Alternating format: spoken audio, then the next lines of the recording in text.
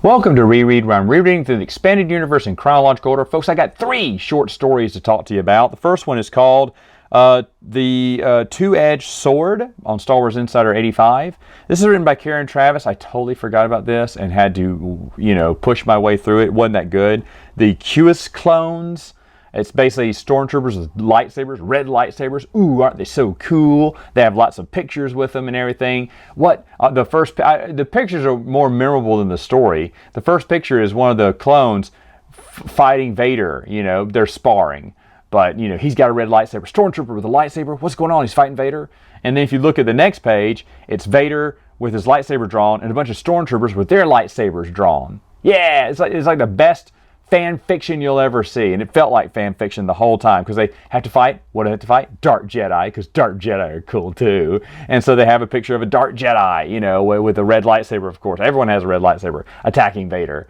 And the only picture that I really enjoyed was the last one, where he and the Emperor kind of looking over the veranda at the entire Imperial army and the troops and the ships and the AT-ATs. That was really nice. That was really good artwork. I'm talking about the artwork more than the story, but basically that's it. They just take on Dark Jedi, and one of his lieutenants, Lieutenant Lakoff, who is very loyal to Vader, suffers some burns and injuries, and Vader feels bad for him. But he doesn't know if this whole thing was a setup, but was it a test for Vader? And Emperor goes, no, it was a test for your men, the clones. I think those clones will work well. We'll make more of those clones then. And Vader doesn't know when the Emperor's playing games or not, and there's a bunch of, him analyzing the Emperor, Vader analyzing the Emperor and who he really is, what kind of tricks he makes up. Like he tells Vader at the beginning, every man wants to feel special, like you made me feel special, Master. He said, oh, but it was true. I mean, I needed you to help restore order to the galaxy. I mean, that was really good. That was some good stuff in there, but everything else felt like just, some guy's fan fiction, dream come true. It really wasn't that good. The next one is the Guns of Kelrodo-al on Star Wars Insider 132. This is written by Jason Fry, basically just promoting his upcoming guide to warfare.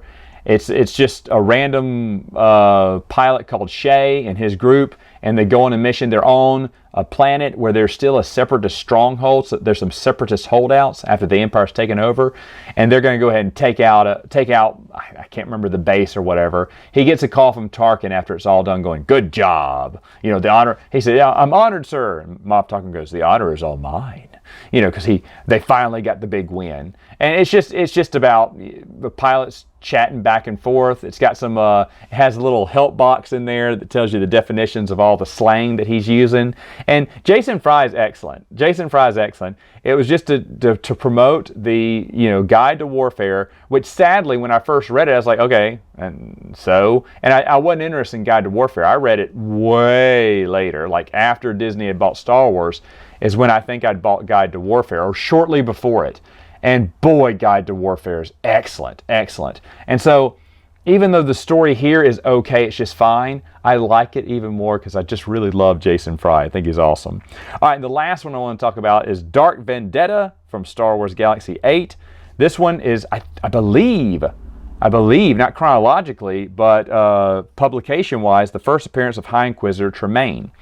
It kind of introduces him, what a High Inquisitor is. It's great to see Tremaine. Remember, he's already been revealed to us in the web strips where we found out how Vader trained him. But in this one, he finally gets to defeat a Jedi Master. He's so proud of his skill, but then he underestimates the novice, Padawan. They didn't know it was a Padawan back then.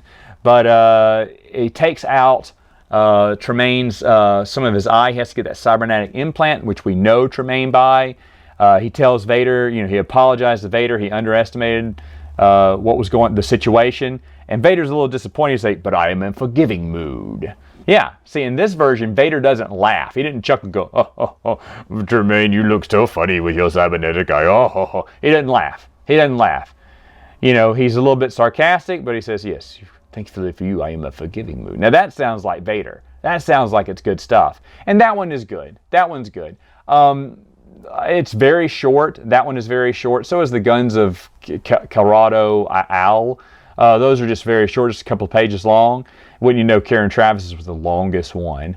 But they're fine reads. They're not something that you have to, unless you're a fan of High Inquisitor Tremaine, because it kind of flashes back a little bit, just a little bit, to what his life was like when he was being raised as a Jedi, and it can fit. I mean, even though this was written before the prequels came out, you know, it's talking about the Jedi Master who was teaching him and the students.